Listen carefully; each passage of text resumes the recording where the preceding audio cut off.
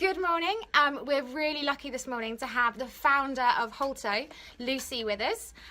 Welcome, Lucy. Hello, nice to be here. So today we're going to talk about Halto, find out about it. Lucy, can you start us off? What is it? So, Halto is a really interesting little product.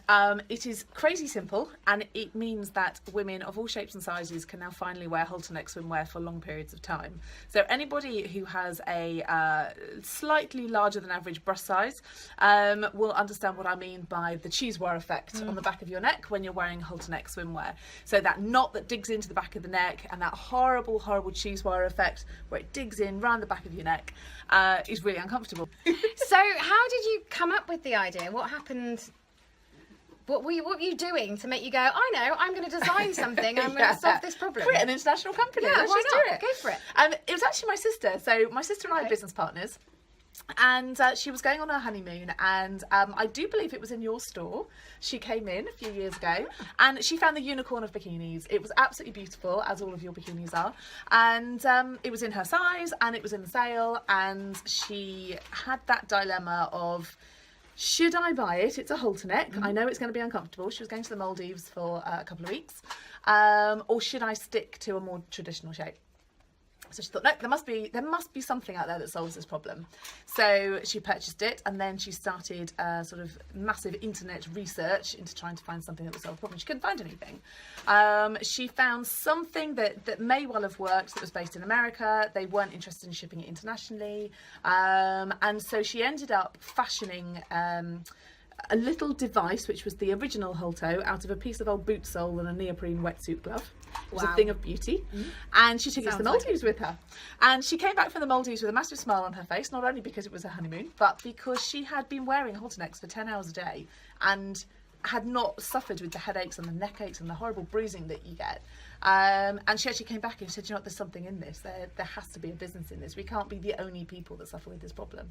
And that's where it started. Cool. So how did you get from a boot sole and a piece of wetsuit glove to the Halto that we now know today?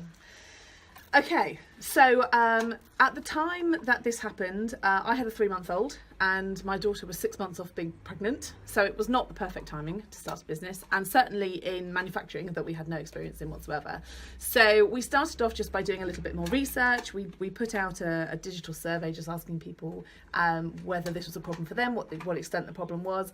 And from going to, we thought this was a very niche product, to realising that over 61% of women suffer with this problem, we suddenly thought, wow, this is huge.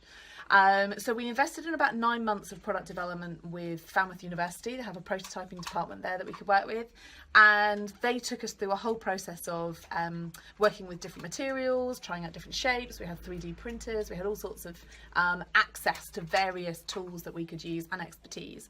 And off the back of it, we actually came out with something that wasn't too dissimilar that we went in with. Obviously, it wasn't made out of boot sole and neoprene. Shape-wise, it was very similar, and it was more around the science of getting the holes in the right places, making sure the size is the right size, the depth is the right depth, that it had the right level of squish. That it was quite scientific.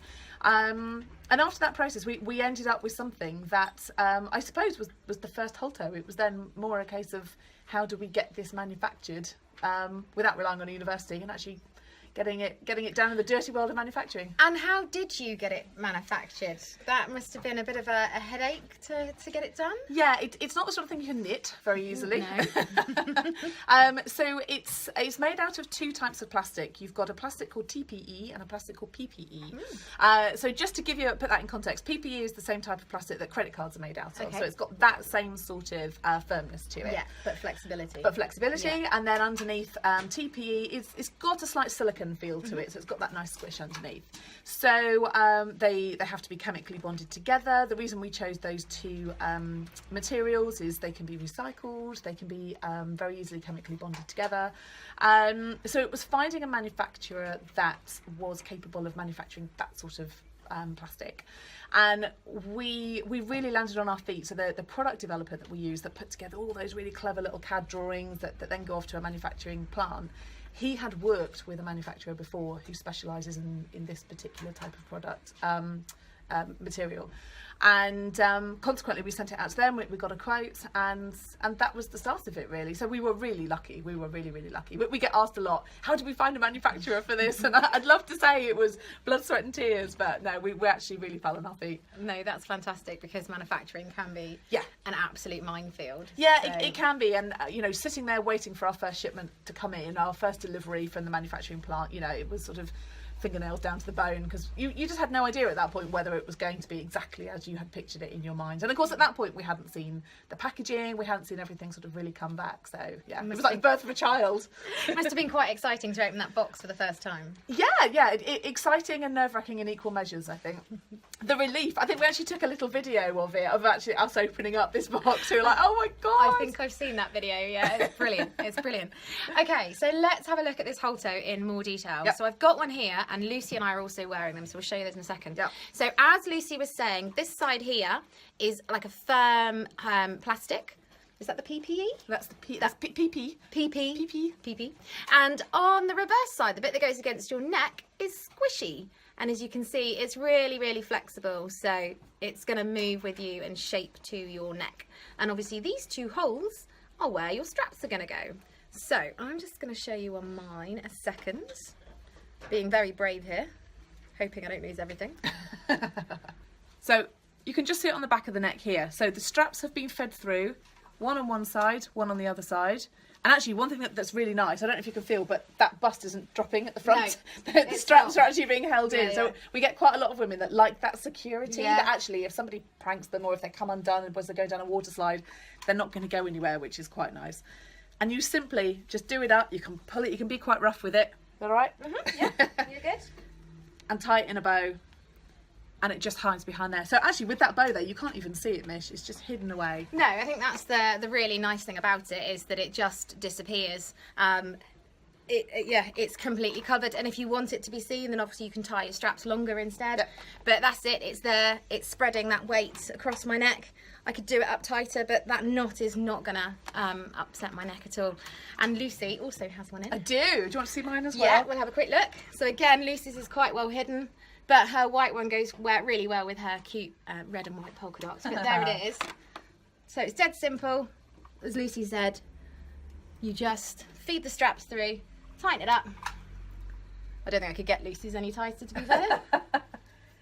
And actually, it's a really interesting point in terms of wearing preference, because you got it done up. It's done. I'm a 32H, so I have quite a lot of weight hung around my neck. Yeah. And I've breastfed a child, and so I need a little bit of help to hoik it up. And actually, I was saying to Mish earlier on that we went to a trade show, and I was wearing this particular bikini for 2 days, for about 8 hours a day, walking around a trade show, and it's like I could not have done that before with 32H boobs in a halter neck bikini walking around for 2 days. It's almost like trying to put on a pair of shoes that rubbed you the day before and you put them back on the next day, and that blistering and the bruising. Yeah. But it's just gone. There's just nothing. No, and I totally agree. I love halter neck bikinis. I think as a teenager growing up, I had quite a big bust quite early, and I felt that straight strapped bikinis felt a bit like wearing a bra, and I really wanted to feel like I had swimwear on, and I wanted to look like my friends who had triangle bikinis on. I couldn't quite stretch the triangle bikinis for coverage, but I couldn't tolerate the pain on the back of my neck at all. So it'd be a case of wear something else down to the beach, get changed under a towel, put it on. Okay, now I'm going to go in the water, I'm going to get changed again, because I just could not take that pressure. So the fact that I can even sit here for the length of this video with it in, let alone hours, is absolutely amazing. We should go to a trampoline park and test them out. We could. Wow. I have a funny feeling that video might get a lot of views. Slow mode. I'm just putting it out there. Just putting it out there. That one is going to get a lot of views. So, if you want to see what all the fuss is about and try one out for yourself, then this is what you are looking for. They come in a 2-pack as well, so you've got the white and the black, so you can match it with what you're wearing. We have them available on our website, and that's www.mish-online.co.uk. They're $9.99 for 2, and I thought that maybe they'd be a bit not disposable, but they perhaps wouldn't last forever and ever and ever. I've played with this one like a stress toy I know, for about they are. I've 6 had one in my months. coat pocket for about 2 months now. I just fiddle with. And yeah, it's not coming apart. So yeah, you're not going to need to invest in them lots. They're going to be yours. And you So, can take them on and off all your bikinis. You don't have to, you know, it's not a permanent fixture of a bikini once you've got it on there. yeah, in fact, I'll be brave and I'll take this one out now. Glad I wore a top over the top of my bikini. And just for reference, this is a completely non-wired double tie bikini. So there's a lot of pressure going through my neck. And actually it's not quite my size, so there's even more pressure going through my neck. But it's as simple as that to take out, and then you can simply just do your bikini back up again, which I don't want to without the halter in. Because that's going to be painful. It's amazing the amount of women, it's like, once you've had halter, you can't go back. It's like a good fitting bra. Once you've had one, you're not going to go back. Yeah. Right. Okay, so that's really uncomfortable now. So that's probably a good time to end so I can put my halter back in. Thank you very much for joining us this morning, Lucy. It's been great to have you. If we get any questions from you guys, please send them over and we will fire them over to Lucy and, yeah, answer anything you've got to say. Yep, fab. Have a good summer.